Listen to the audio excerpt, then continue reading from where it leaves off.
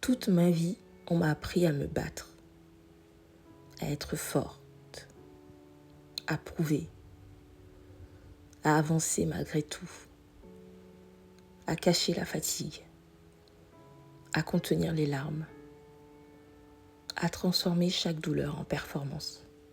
Je croyais que c'était ça, la force, résister, tenir bon, ne rien lâcher. Et j'y ai mis toute mon énergie. Mais au fond de moi, quelque chose criait. Une part de moi étouffée. Je gagnais des batailles, mais je perdais la paix. Je me suis battue pour être entendue, pour être aimée, pour être respectée. Et dans ce combat, j'ai oublié de recevoir. J'ai oublié d'accueillir. J'ai oublié d'exister sans effort. Et puis un jour, j'ai découvert une autre façon d'être. L'énergie féminine. Ce n'est pas une robe ou un parfum. Ce n'est pas la douceur imposée, ni le silence maquillé. C'est une fréquence, un mouvement, une présence. C'est le souffle de la lune, c'est l'eau qui coule, c'est l'intuition, c'est l'art de ressentir sans s'excuser. Quand j'ai commencé à m'y reconnecter, j'ai compris que je n'avais pas à choisir entre être puissante et être paisible. J'ai compris que l'énergie féminine, c'était la clé que j'attendais. Pas pour fuir mes responsabilités, mais pour vivre autrement, avec plus de fluidité, avec moins de tension, avec plus de foi dans ce qui vient. L'énergie féminine m'a appris que je n'avais pas besoin de contrôler chaque détail,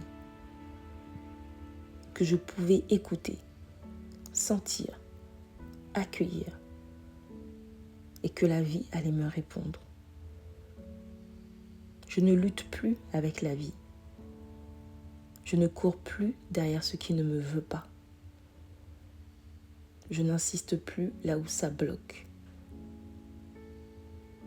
J'ai appris à me déposer, à faire confiance, à lire les signes, les synchronicités, les silences. Quand quelque chose résiste trop, je n'essaye plus de forcer. Je me demande, est-ce que je vais contre le courant de ma vie? Et souvent, la réponse est oui. Alors je me recentre, je respire, je reviens dans mon corps et je laisse circuler. L'énergie féminine, c'est accepter que tout ne soit pas linéaire. C'est honorer les cycles. C'est comprendre que tout a une saison. Le feu, la récolte, la chute, le repos. Et que dans le vide, il y a déjà la promesse d'un renouveau. Chaque jour, je prends soin de mon énergie féminine. Enfin, j'essaye. Pas par luxe, mais par nécessité. Je commence par ralentir. Je ne saute plus du lit pour cocher une liste. Je m'étire. Je respire. Je pose une intention douce sur la journée. Je danse parfois seule. Je parle à mon corps. Je bois mes tisanes avec présence.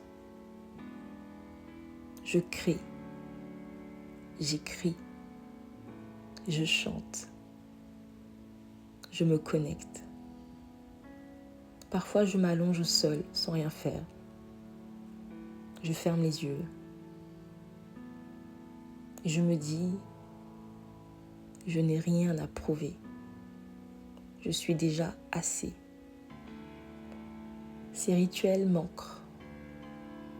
Ils me rappellent que je ne suis pas une machine, que je suis un temple et que mon énergie mérite soin, douceur et silence. À toi qui te bats chaque jour, à toi qui portes 1000 rôles, 1000 charges, 1000 douleurs silencieuses, je veux te dire, tu as le droit de poser les armes. Tu as le droit de respirer.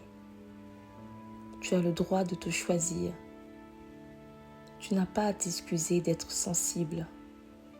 Tu n'as pas à culpabiliser d'avoir besoin de lenteur. Tu n'as pas à te prouver 1000 fois pour mériter l'amour ou le repos. Ton énergie féminine est ta force. Pas parce qu'elle crie, mais parce qu'elle sait. Elle sait quand il faut parler et quand il faut se taire. Elle sait quand il faut agir et quand il faut attendre. Elle sait quand il faut semer et quand il faut laisser pousser. Tu es assez. Tu es complète. Tu es puissante. Même dans le calme. Et plus tu nourris ton féminin, plus tu deviens magnétique. Plus tu attires ce qui te ressemble. Et plus tu guéris en silence tout un monde fatigué de lutter. Alors oui, j'ai arrêté de me battre avec la vie. Et depuis, elle me sourit différemment.